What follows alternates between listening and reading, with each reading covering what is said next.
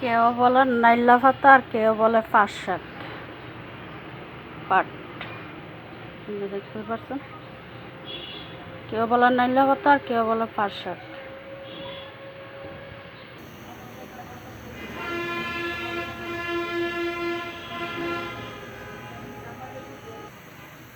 এখানে আমি তেল দিয়ে দিচ্ছি, এখন আমি পেঁয়াজ দিয়ে দেবো।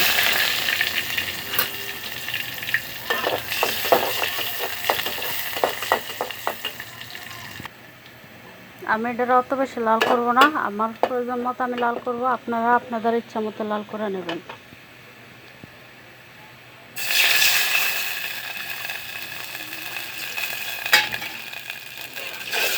আমি এখানে পানি দিয়ে দিলাম,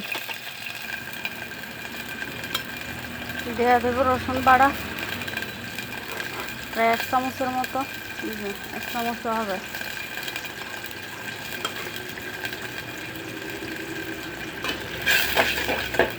এক চামচ রসুন বাটা দিলাম,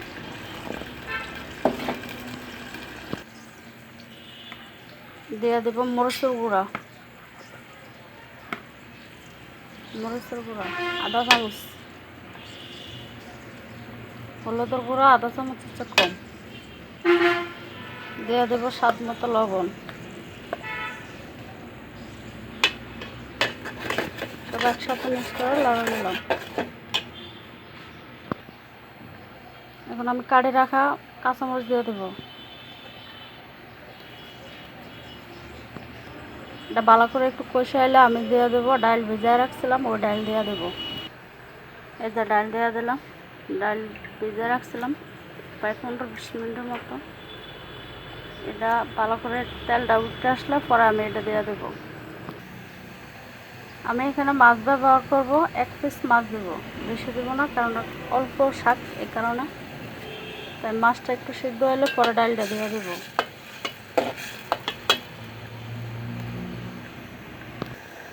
এই যে দেখেন কষানো হয়ে গেছে, এখন আমি ডালটা দিয়ে দেবো।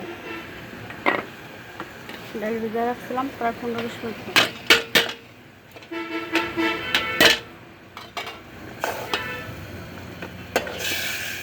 একটু কষে আসলে আমি শাকগুলো দিয়ে দেবো, কারণ ডালটা বেশি ছিটাবো না,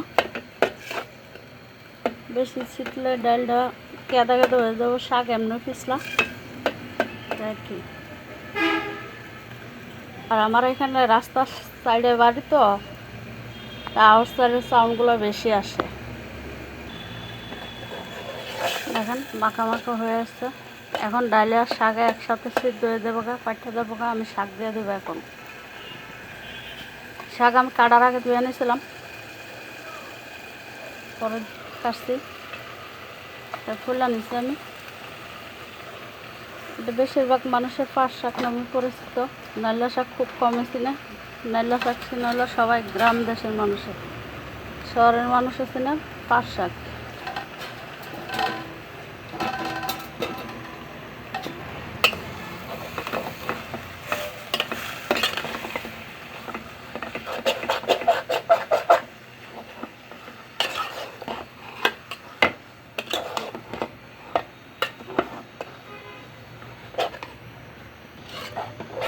শাকগুলো আমি সব মিক্স করে লাইছি, তো একটু পানি আসলো, ভিজা ভিজা হয়ে গেছে, তাই একটু কষে আসলে একটু হালকা পানি দিয়ে দেবো।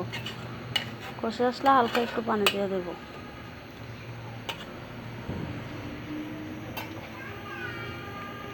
এই শাকটা হইতে বেশিক্ষণ লাগে না, প্রায় কয়েক মিনিটে হয়ে যায়।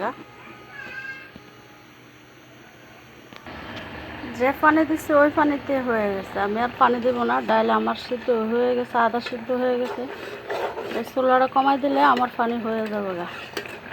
আমি বেশি জল দেবো না, এটা বেশি জল দিলে মজা লাগে না, তার বেশি জল দেবো না আমি। আপনারা প্রয়োজন মতো দেবেন, আমি আমার প্রয়োজন মতো দিলাম আর কি। দেখেন আমি আর পানি দিচ্ছি না, আমার তাতেই ডাল সিদ্ধ হয়ে গেছে গা। দেখতে দেখা যায় ডাল সিদ্ধ হয়ে গেছে।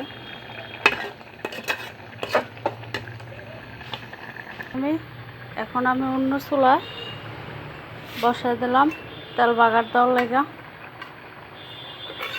3টা মরিচ দিছি, শুকনো মরিচ, আর দিছি হলো একটু পেঁয়াজ।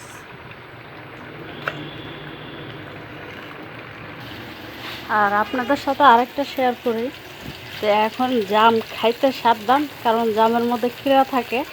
জামটা অনেক সাবধানে খাবেন, কারণ বৃষ্টি হয়েছে তো, এই কারণে হয়তো জামের মধ্যে ক্ষীরা হয়ে গেছে গা। জাম খাওয়ার সময় দেখে খাবেন, সাবধানে খাবেন, কারণ এটা যেমন মানব দেহের লাগে ভালো, তেমনি ক্ষতিও এখন। তাই সাবধানে খাবেন। আর এই ভিডিওটা জানার জন্য অন্যকে শেয়ার করে দেবেন, যাতে কথাগুলো শুনে যায়। মরিচগুলো লাল হয়ে গেছে গা, তাই পেঁয়াজটা আর একটু লাল করবো, তাতে হয়ে যাবে গা।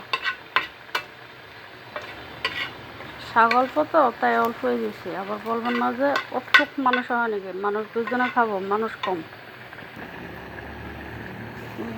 দিয়ে দিলাম। এভাবে একবার খায়া দেখবেন, অনেক মজা লাগে, ট্রাই করে দেখেন। এভাবে যদি একবার খায়া দেখেন, তাহলে পুস্তকও আপনার হার মানবে, অনেক লোভনীয় হইতে। তাই আমার হয়ে গেছে কমপ্লিট, এখন আমি নামাই নেব।